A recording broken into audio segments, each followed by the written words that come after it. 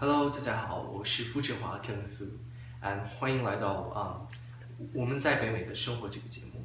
当然，我是这个节目的主持人和策划。我最早开始这个节目的原因，就是因为我在加拿大生活4年当中，我发现了很多就是大家就发生了很多的冲突，我发现了很多冲突。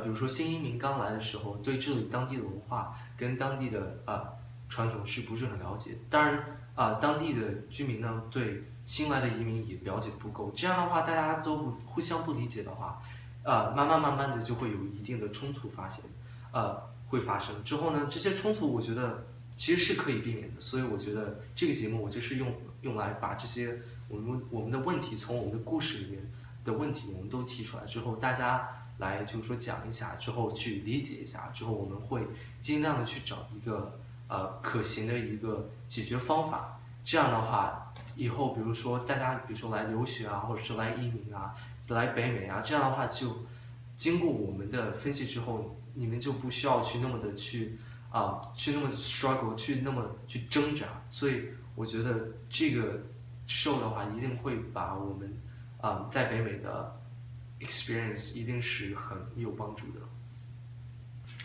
Welcome everyone to the very first episode of Our Lives in North America. I am your host and schemer Kevin Fu. So 4 years ago I moved from China to Canada and everything changed ever since. Throughout these 4 years I've seen a lot of discriminations, and also discriminations happen to me, and I've seen a lot of stereotypes created from stigmatization between the new immigrants from the Far East and as well as the local populace who have some issues with this new coming group of people.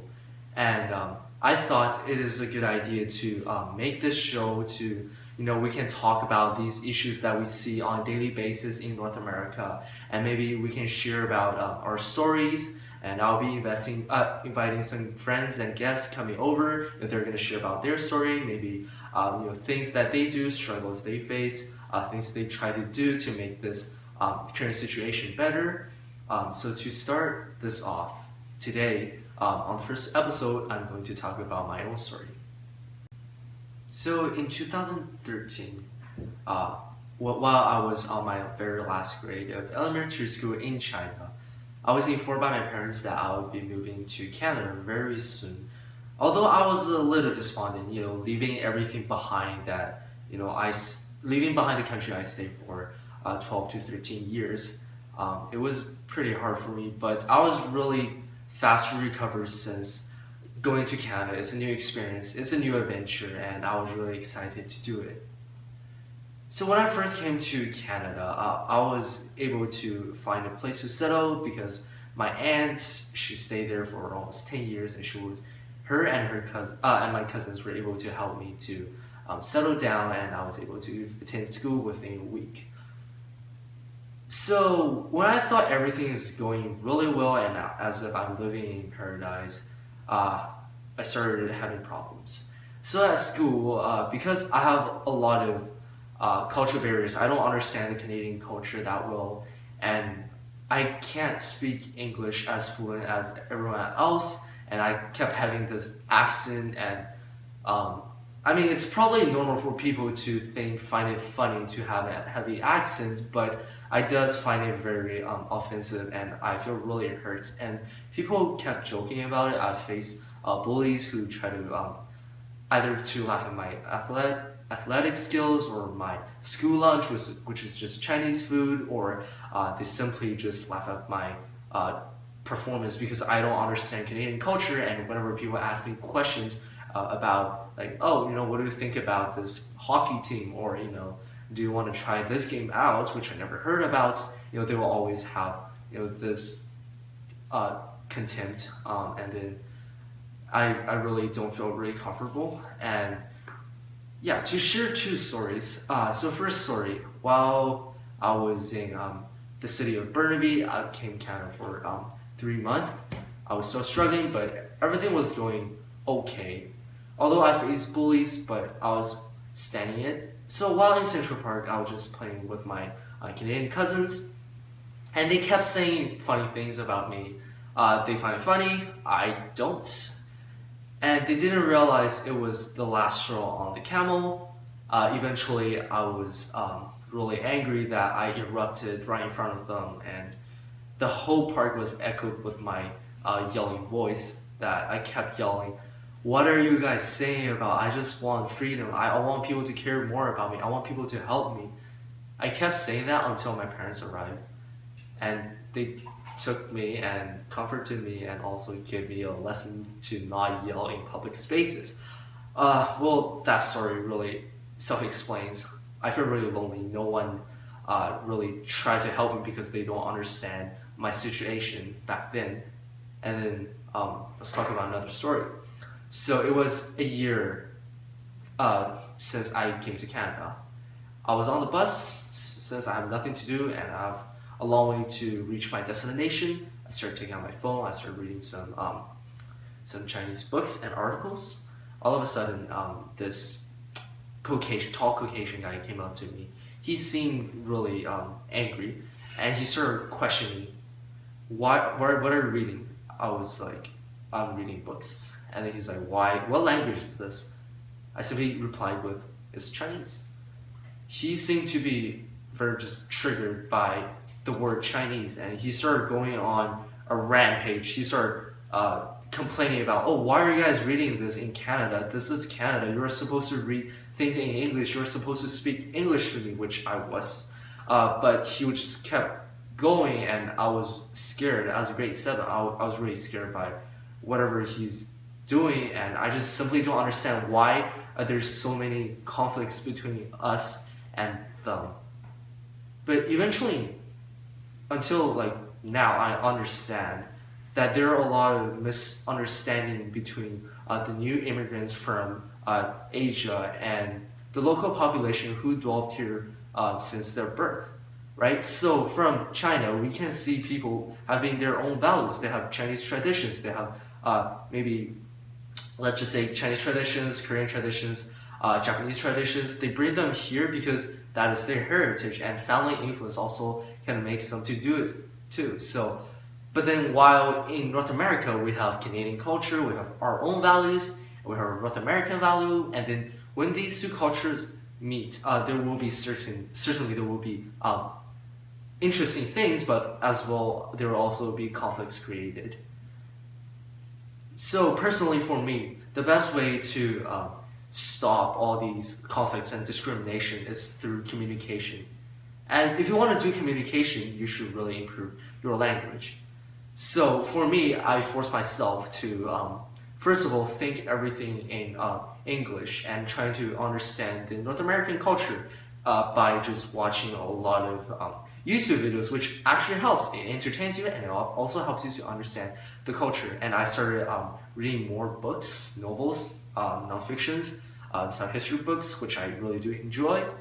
And then eventually I was able to overcome, and now I successfully adapted into the society, and I am a member of the North American Multicultural Mosaic Society, and I'm really proud of it. So all we need to do is just really communication. Like we talk to people. So we talk to people so that they will know who we are, what we want, what our values are, and then through communication they will learn. I will also learn, and we will also learn that, what they believe, what they think, how. And I think through communication we were able to solve a lot of misunderstandings, because since we become friends are supposed to help each other, and friendship really helps to dissolve the stigmatization we have on each other and to prevent prejudice. This is actually a really good way to do it. So after the struggles through my elementary school in Canada, as well as some parts of middle school, I was able to go to a private high school, where I received some educations, and throughout my high school years, up until now, in grade 11, I've seen some really strange or interesting things that I want to share about it today.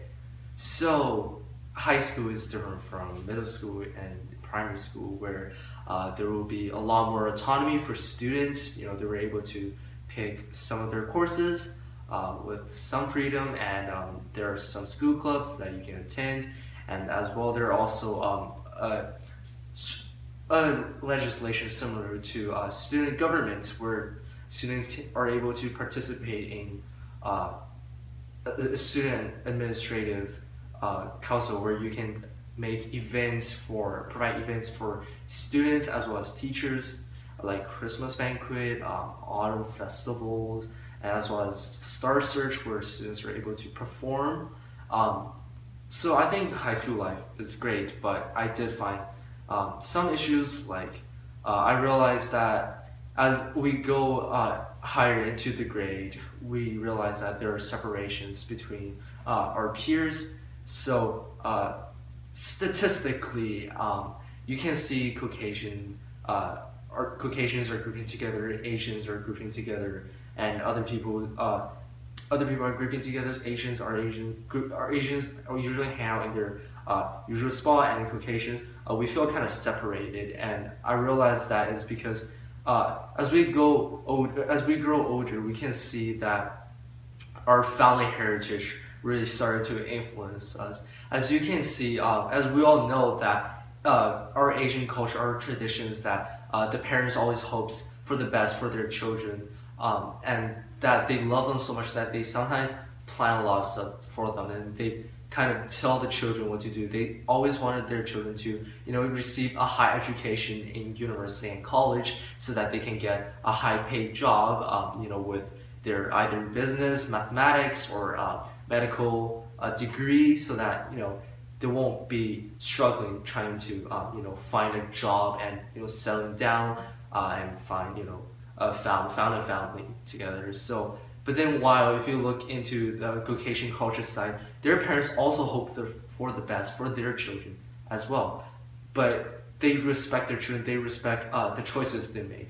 Although it seemed like after 18 they don't seem to be loving their kids anymore, but they're just letting them go to let them experience the world themselves, trying to let them see how real this world is. They want them to face the harsh reality, trying to so that they will grow and mature faster to be able to face the world. I think both sides are equally right, but then it's just that it's different. That's why we're having this separation. And sometimes maybe if we don't understand each other that way, we don't understand the family, the culture, the legacy, the heritage that we have, maybe there will be conflicts between us. And I can kind of see from some events that happen in my school about people complaining about each other. But again, back to my high school and my observations. The first observation, again, there are some separations, and second thing that I realized is that people tend to have this stereotype, this stigmatization putting on Asian people as, you're Asian, so you should be great at math, and you should get really, really high grades in just multiple courses, and you should exceed in everything. And then for maybe Caucasians, people will be like, you guys should be really great at sports, and you guys should be really popular at school, and your parents must give you a lot of high autonomy and a lot of freedom. But in fact, from my friends, my Caucasian friends, my Asian friends, these are in fact kind of unrealistic. People simply just take that stereotype from some just a low proportion of the population, and they generalize it and they put it on the population as a whole. So for example, I know some of my Asian friends who are great athletes. Like I know a guy who's Korean, he's a great athlete, he's a great volleyball player, but his school grades are decent, but he's really great at sports. He's an all-star athlete. And meanwhile, if you look at some of my Caucasian friends, they get like almost perfect in their tests, and then they don't have to worry about anything, and then their parents are really satisfied with their marks, and then again they want the best for their children and they're happy about it. I think stereotypes are not that easy to break, but the best you can do to go against these stereotypes that you do not want on yourself is to tell the world that you are not. So simply act against it. Do what you want, chase after your passion, do what you believe, do what you believe is best for you, so that people won't be putting this stereotype on you. And I think eventually through our actions together, we will be able to defeat the stereotypes, and again, there won't be any misunderstanding between the two groups again. Thank you guys for watching today, and again, thank you so much for supporting me about this show. And for the next episode, I'll be inviting a friend, a special guest over, and he or she is going to share about their story, and we're gonna take some issues out of their story, and we're gonna talk about it. And again, like this show, like this episode, we're going to try to find potential solutions to it. And maybe it will be easier for you guys when you guys come over to Canada, to USA. It will be much better for you guys to learn our lessons, so that you guys don't have to suffer. Again, thank you so much for watching.